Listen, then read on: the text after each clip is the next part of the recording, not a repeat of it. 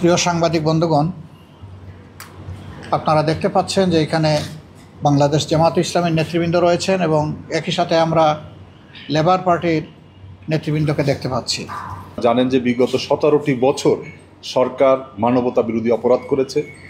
এই অপরাধের নেতৃত্ব দিয়েছে শেখ হাসিনা। আমরা মূলত বসেছিলাম একসাথে, দেশের বিদ্যমান পরিস্থিতি নিয়ে আমরা কথা বলেছি এবং দায়িত্বশীল সংগঠন হিসাবে আমরা আগামীতে কি করতে পারি সেগুলো নিয়ে আমরা কিছু পরামর্শ করেছি। এও আপনারা জানেন যে আমরা 20 দলীয় জোটে দীর্ঘদিন একসাথে কাজ করেছি। যদিও বর্তমানে আমাদের সেই জোটটি সেভাবে নেই, কিন্তু আমাদের পারস্পরিক সম্পর্ক রয়ে গেছে। এটার চেয়েও বড় কথা হলো, যারা রাজনীতি করেন তারা দেশের জন্য, মানুষের জন্যই রাজনীতি করেন। এই হিসাবে এত বড় একটা পরিবর্তন, যেখানে সকলের আপামর ছাত্র জনতা সহ জনসাধারণের অংশগ্রহণ ছিল, নারী পুরুষ আবার বৃদ্ধ বনিতা শিশু সবাই ছিল যে আন্দোলনে, এবং কম বেশি সকল গ্রুপের মানুষই শাহাদাত বরণ করেছে। আমরা প্রথমে যারা এই আন্দোলনে দুনিয়া থেকে বিদায় নিয়েছেন, জালিমের বুলেটে অথবা বিভিন্নভাবে আঘাত পেয়ে, তাদের রুহের মাগফিরাত কামনা করছি এবং আল্লাহর দরবারে তাদের শাহাদাত কবুল হওয়ার জন্য দোয়া করছি। শোক সন্তপ্ত পরিবার যারা আছেন, আল্লাহ যেন তাদেরকে সবরে জামিল আতা করেন সেই দোয়া করছি। আহত যারা আছেন, আল্লাহ তাআলা তাদের সকলকে পূর্ণ সুস্থতার নিয়ামত দান করুন, এটা দোয়া করছি। তা আমরা যেহেতু একসাথে দীর্ঘদিন এই বাংলাদেশে কাজ করেছি এবং ইনশাআল্লাহ আগামীতে আমরা করব, আমরা সবাই একমত যে দেশের ভালোর জন্যে যা কিছু প্রয়োজন আমরা মিলেমিশে পারস্পরিক সহযোগিতার ভিত্তিতে, শ্রদ্ধা এবং ভালোবাসার সম্পর্কের ভিত্তিতে আমরা সামনের দিকে আগাবো ইনশাআল্লাহ। আপনারা আমাদের সাথে অতীতেও ছিলেন, এখনও আছেন। ভালো কাজে, দেশ গড়ার কাজে আমরা আপনাদেরকে আশা করি যে সবসময় সঙ্গী হিসাবেই পাবো। আপনারা জানেন যে জামাত ইসলামের সাথে আমাদের পথ চলা নতুন নয়। আমরা দীর্ঘকাল যাবৎ আমাদের সাথে জামাত ইসলামের সাথে একসাথে কাজ করা।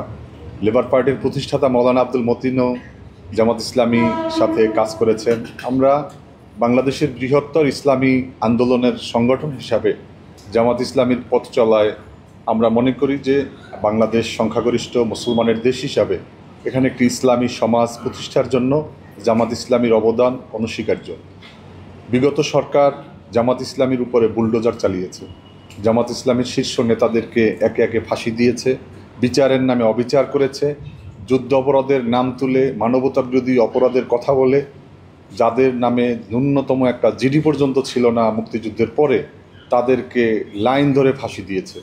এই অবিচারগুলো বাংলাদেশের জনগণ কোনোভাবে মেনে নেয়নি, যার বিস্ফোরণ আপনারা বিগত 5 তারিখে দেখেছেন। বাংলাদেশের একটা গণতান্ত্রিক রাজনৈতিক দল হিসাবে লেবার পার্টি সবসময় মানবতা বিরোধী অপরাধের সাথে যারা জড়িত তাদের বিচারের জন্য আমরা দাবি জানাচ্ছি। আপনারা জানেন যে বিগত 17টি বছর সরকার মানবতা বিরোধী অপরাধ করেছে। এই অপরাধের নেতৃত্ব দিয়েছে শেখ হাসিনা। আজকে সারা দুনিয়ার সমস্ত গণতান্ত্রিক শক্তি আমাদের এই দাবির সাথে একমত। আমরা প্রত্যাশা করব যে এই যে বাংলাদেশে যেই সমস্ত খুন, গুম, অপহরণ, নিপীড়ন, নির্যাতন, মানুষের বাড়িঘরে অগ্নিসংযোগ, মন্দির ভেঙে দেওয়া, আপনারা দেখেছেন যে রামুতে কিভাবে বৌদ্ধ মন্দির কিভাবে জ্বালিয়ে দেওয়া হয়েছে। বাংলাদেশের যে প্রধানতম যে উপাসনালয় হিন্দুদের, আমাদের এখানে হিন্দুরত্ন রামকৃষ্ণ সাহা আছেন, যে সেই মন্দিরের অলংকার পর্যন্ত চুরি করেছে আওয়ামী লীগের নেতাকর্মীরা, যার কারণে সমস্ত আজকে বাংলাদেশকে একটা মাইনরিটিদের নিয়ে যেই ষড়যন্ত্র, এগুলো সব কিন্তু তাদের আগেরকার ছবি, ভিডিও। আমরা মনে করি যে বাংলাদেশ এগিয়ে যাবে এই তারুণ্যের হাত ধরে। 5 তারিখে যেই জনবিস্ফোরণ, গণ অভ্যুত্থান হয়েছে, আমরা বিশ্বাস করি তরুণদের হাত ধরে সকল সময়ের মতো 2024 সালে হয়েছে এবং আমরা একটা সমৃদ্ধ বাংলাদেশের দিকে এগিয়ে যাব। জামাত ইসলামীকে আমরা একত্রেই আমাদের এই পথ চলায় আমরা সাথী হিসাবে পাবো, এইটাই আমাদের প্রত্যাশা। আপনাদের সবাইকে ধন্যবাদ।